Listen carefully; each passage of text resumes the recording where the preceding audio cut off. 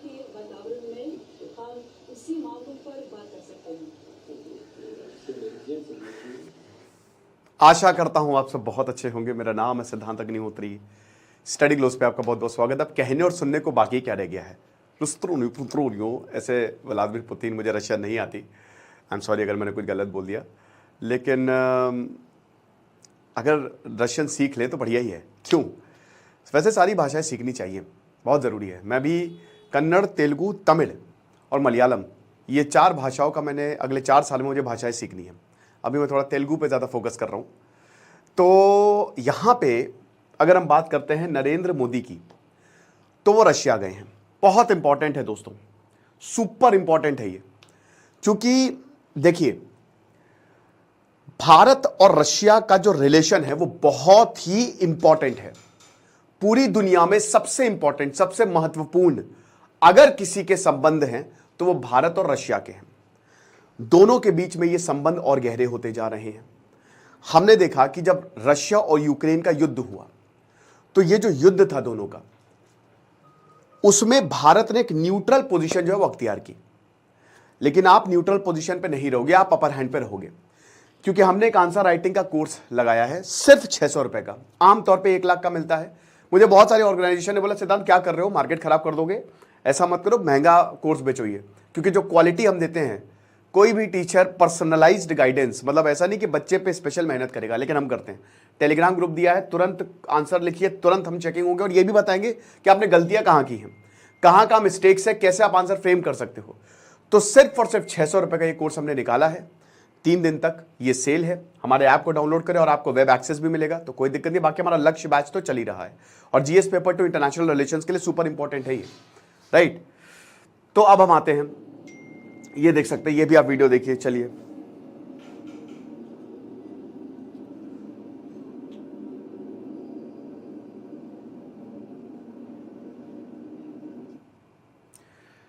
ये video basically, वैसे तो ये पूरा वीडियो दिखाना चाहिए था, उसके बाद ऐसा कुछ हुआ। सबसे बड़ी बात ये है कि ये क्यों इंपॉर्टेंट है और चाइना की क्यों बात चल रही है। तो प्रधानमंत्री मोदी जी रशिया जाते हैं 2000 से लेकर 2024 तक टोटल 20 से ज्यादा बार, 21 बार व्लादिमीर पुतिन जो है वो भारत आ चुके हैं, आपको बता दूं। तो उस हिसाब से इट इज सुपर इंपॉर्टेंट। प्रधानमंत्री मनमोहन सिंह 9 बार गए। भारत के प्रधानमंत्री मोदी जी ये 6ठी विजिट है। व्लादिमीर पुतिन, जब बोरिस येल्सिन जो है एक कार्टून रशिया का लीडर हुआ करता था, तो उसको हटा के व्लादिमीर पुतिन सत्ता में आया और पुतिन एक जासूस हुआ करते थे और बड़े डेंजरस। उसके बाद व्लादिमीर पुतिन ने कभी सत्ता छोड़ी ही नहीं, he never left the politics, और बहुत ही कोर रहा। अब क्या हुआ कि देखिए व्लादिमीर पुतिन और जो भारत और व्लादिमीर पुतिन का जो रिलेशन है ना, वो बहुत ही अलग है। 2010 में 2010 में स्पेशल और प्रिविलेजेस वर्ड जोड़ा गया। बहुत सारे एग्रीमेंट रशिया ने भारत के साथ साइन किए। कोई भी दिक्कत हो कि हम सबसे पहले भारत को ही सपोर्ट करेंगे। हमारा डिफेंस प्रोजेक्ट की बात करें तो 60%, पहले तो 80% से ज्यादा था, अब तो 60% हम रशिया पे निर्भर है अभी भी। हम अगर ट्रेड की बात करें, $65 बिलियन का ट्रेड हम कर चुके हैं। $60 बिलियन हमने रशिया से मंगाया है और $4 बिलियन हमने एक्सपोर्ट किया है, हमने दिया है रशिया को। आपको पता है ट्रेड डेफिसिट है, बट पेट्रोलियम से लेकर chemical, crude oil, metal, vegetable oil, fertilisers, ये सब हम रशिया से लेते हैं। तो रशिया हमारा एक बहुत इंपॉर्टेंट डिफेंस पार्टनर के साथ साथ ट्रेड पार्टनर, चाहे वो S-400 है, ब्रह्मोस, ब्रह्मपुत्रा और मॉस्कोवा। हमारा मिसाइल प्रोजेक्ट रशिया के साथ पूरा हुआ है, ठीक है। जो हमारे फाइटर जेट्स हैं वो रशिया, तो एक डिफेंस पार्टनर के तौर पे भी रशिया हमारे साथ है। रशिया हर एक, कोई भी अगर हमारे साथ दिक्कत आई तो रशिया खड़ा रहा है, नो डाउट। अब दोस्तों क्या हुआ कि देखिए व्लादिमीर पुतिन 2019 के मतलब नरेंद्र मोदी जो है 2019 के बाद अब मिले हैं। शंघाई कोऑपरेशन ऑर्गेनाइजेशन में नहीं गए नरेंद्र मोदी। यहां व्लादिमीर पुतिन 5 साल बाद दोनों मिल रहे हैं। हालांकि साइड में मिलते रहे, जो समिट से उसके साइड में मिलते रहे, लेकिन प्रॉपर पीएम मोदी जो है वो अब रशिया गए हैं। वेस्ट को लग गई है मिर्ची, अमेरिका ने इसको कंसर्निंग तरीके से देखा है। ये बात बिल्कुल सही है कि रशिया, देखिए प्रॉब्लम क्या है ना कि रशिया, भाई देखो अब यूक्रेन और रशिया का युद्ध भयंकर होता जा रहा, पता नहीं कब रुकेगा। और इधर प्रधानमंत्री मोदी गए हैं, उधर एक चिल्ड्रन हॉस्पिटल पे रशिया ने बम फोड़ दिया, जो कि सही नहीं है, जो कि गलत है। और भारत का एक स्टैंड रहा है कि ये डिप्लोमैटिक तरीके से बातचीत से ही आप इस मामले को हल करेंगे। लड़ाई माफ करो, लड़ाई कोई हल नहीं है। ये भारत का न्यूट्रल स्टैंड रहा है, ठीक है ना। ना ही हमने यूक्रेन को सपोर्ट किया है, ना ही हमने रशिया को सपोर्ट किया है। लेकिन हां, ये बात बिल्कुल सही है कि हमने डिस्काउंटेड रेट पे तेल खरीदा रशिया से। हम अपना फायदा देखेंगे। हर किसी को अपनी जनता को खुश करना है। याद रखिएगा, मैं वैसे तो रशिया और यूक्रेन की बात करें तो मेरा सॉफ्ट कॉर्नर यूक्रेन की तरफ है, लेकिन हमको नहीं भूलना चाहिए कि जो यूक्रेन है, कश्मीर के मुद्दे पे रशिया साथ खड़ा हुआ था, बट यूक्रेन खिलाफ था। यह भी बात है। और इसीलिए हम कैसे उस देश के खिलाफ जा सकते हैं। अब इजराइल और फिलिस्तीन की बात होती है। इजराइल हमारा एक बहुत बड़ा डिफेंस पार्टनर है, हर एक चीज में इजराइल सपोर्ट करता है, और इजराइल एक पावरफुल नेशन है। रशिया और इजराइल दोनों ही एक न्यूक्लियर नेशन है, राइट। तो वेस्ट आज है, कल नहीं है, आप उस पर भरोसा नहीं कर सकते। अमेरिका पे you can not trust, you can't trust, लेकिन रशिया पे, खैर इंटरनेशनल रिलेशन पे कैन नॉट ट्रस्ट, लेकिन अगर रशिया की बात करें तो कंपैरेटिवली वो ज्यादा रिलायबल है। और व्लादिमीर पुतिन के साथ ही हमको बिजनेस करना है, क्योंकि व्लादिमीर पुतिन ही जो है वो अभी राष्ट्रपति हैं और रहेंगे जब तक, मुझे तो लगता है जब तक जीवित है। एलेक्सी नवाल्नी को निपटा दिया, बताइए, खत्म कर दिया। ये हालात है, तो कोई इनके खिलाफ खड़ा नहीं हो सकता। और अब भारत को या पूरी दुनिया को ये मान लेना चाहिए कि Putin will remain president for Russia, तो हम उन्हीं के साथ डील कर रहे हैं।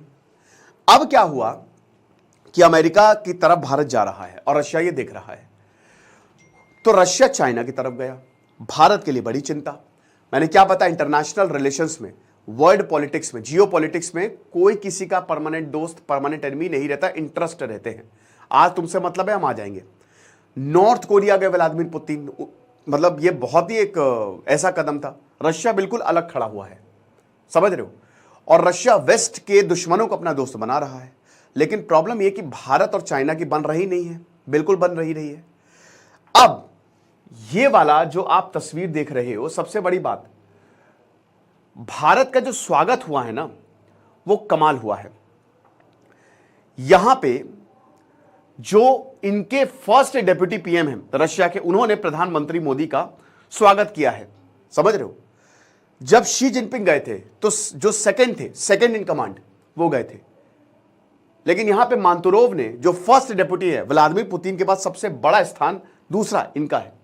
तो एक तरीके से चाइना के ऊपर हम हैं, ये रशिया ने बता दिया है, ठीक है। तो इसीलिए इसकी चर्चा पूरी दुनिया में भी हो रही है कि भाई ये तो कमाल ही हो गया, और चाइना को एक स्ट्रांग मैसेज किया। लेकिन बड़ी बात यह है कि क्या व्लादिमीर पुतिन चाइना को कन्विंस, भारत को, मतलब क्या नरेंद्र मोदी व्लादिमीर पुतिन को कन्विंस कर पाएंगे चाइना के खिलाफ? खैर उसकी जरूरत भी नहीं है। एक बड़ी डील सामने आई है, और नरेंद्र मोदी का सबसे पहला जो ऑब्जेक्टिव ये था कि जो भारत रशिया में फंसे हुए हैं उनको निकाला जाए। ये मैंने लेक्चर लिया था, आपको याद होगा, 2-3 महीने पहले, जब मैंने आपको ये बताया था कि भारत की तरफ से बहुत सारे लोगों को यह बोला गया कि तुमको रशिया में जॉब मिलेगी, तुमको लाखों रुपए मिलेंगे। लेकिन जब वो रशिया में गए, उनको वॉर में ढकेल दिया गया, उनको युद्ध में ढकेल दिया गया, जिसमें इंडियंस की मौत हुई, और अभी भी बहुत सारे ट्रैप्ड हैं। आज रशिया ने अनाउंस किया है कि हम सबको छोड़ देंगे, जितने भी इंडियंस हैं हम उनको छोड़ देंगे। और यही सबसे बड़ी जीत है नरेंद्र मोदी की। पीएम मोदी का मेन एजेंडा यही था कि भाई कम से कम जो भारतीय फंसे उनको लेके आए। उसके बाद फिर डिफेंस और एनर्जी, ये एक इंपॉर्टेंट रोल, और चाइना तीसरा इंपॉर्टेंट बहुत बड़ा फैक्टर, ठीक है, क्योंकि रशिया चाइना के साथ करीब जाता जा रहा है। डेफिनेटली ये बात आएगी, पीएम मोदी जो है इस बात को बोलेंगे ही बोलेंगे, क्योंकि इस समय भारत जो है वो सबसे ज्यादा ट्रेड कर रहा है चाइना, रशिया के साथ। हमारा भयानक ट्रेड डेफिसिट है, बट कोई बात नहीं, जो एसेंशियल चीजें हैं वो मंगा रहा है। तो जो वेलकम हुआ, ग्रैंड वेलकम हुआ, प्राइवेट डिनर होस्ट किया है व्लादिमीर पुतिन ने पीएम मोदी के लिए, खुद वेलकम करने आए, क्योंकि नरेंद्र मोदी इस समय बड़े लीडर हैं पूरी दुनिया में। अप्रूवल रेटिंग्स की अगर बात करते हो, या अगर आप पॉपुलैरिटी की बात करते हो, तो इस समय नरेंद्र मोदी की पॉपुलैरिटी सबसे ज़्यादा है।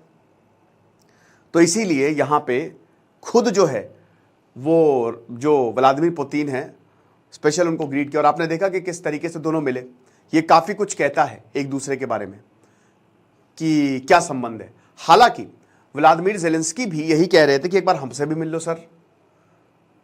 व्लादिमीर ज़ेलेंस्की भी पीएम मोदी ने व्लादिमीर ज़ेलेंस्की से भी बात की, ठीक है, और उन्होंने बोला कि हमसे भी आप देख लीजिए एक बार, और ये भी बोला है, मतलब कई बार डिस्कशन होते रहे कि इस वॉर को रोकना चाहिए, भारत को कुछ करना चाहिए। इनफैक्ट ये भी खबर आ रही थी कि वेस्ट ने बोला है कि भारत से कि आप रशिया को रोके, बट रशिया किसी के कहने से नहीं रुकेगा।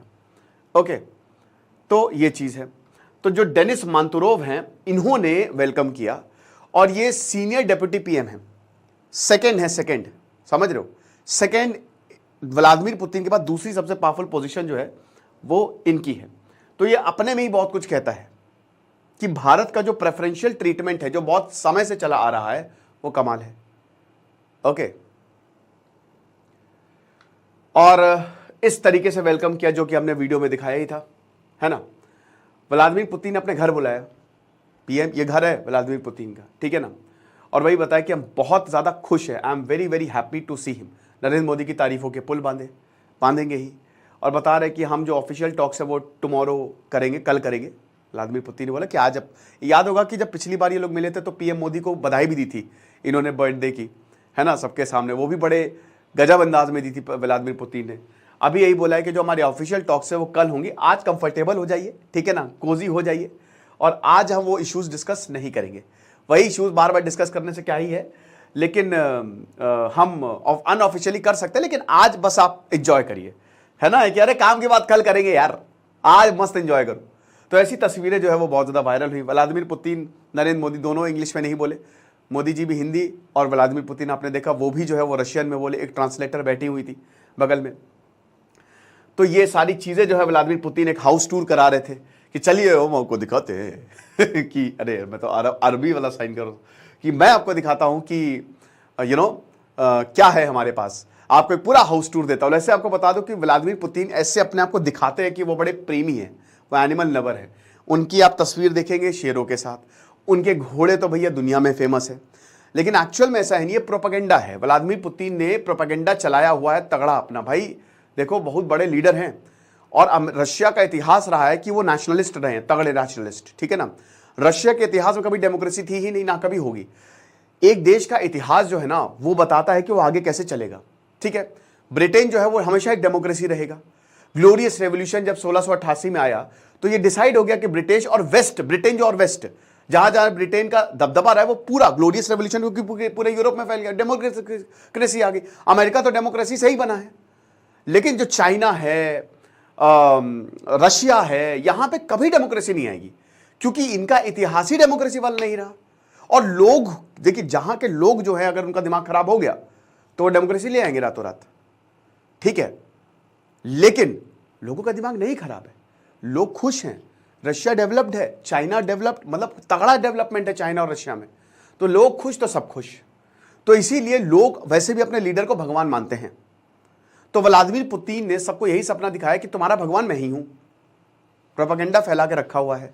अब कभी रशियन रेवोल्यूशन, जैसे पहला रशियन रेवोल्यूशन और सेकंड रशियन रेवोल्यूशन हो गया तो हो गया, लेकिन मुझे लगता नहीं होगा, ठीक है, क्योंकि लोगों को चाहिए रोटी कपड़ा मकान, और लोगों को चाहिए कि उनका देश सबसे आगे बढ़े, उनकी इज्जत हो, ये चीज़ है।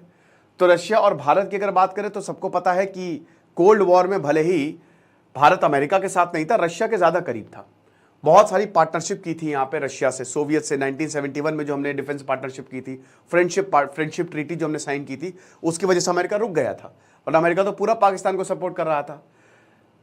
अब आइडियोलॉजी देखिए, जो कम्युनिज्म है वो सोशलिज्म का एक पार्ट है, ठीक है। हालांकि वो आप ऐसे कह सकते हो कि सोशलिज्म का एक सौतेला भाई, क्योंकि सोशलिज्म कहता है कि इक्वली सबको बांटो, कम्युनिज्म भी सेम चीज कहता है, लेकिन कम्युनिज्म हिंसा की बात करता है, कहीं ना कहीं रेवोल्यूशन की बात करता है, सोशलिज्म ये बात नहीं करता।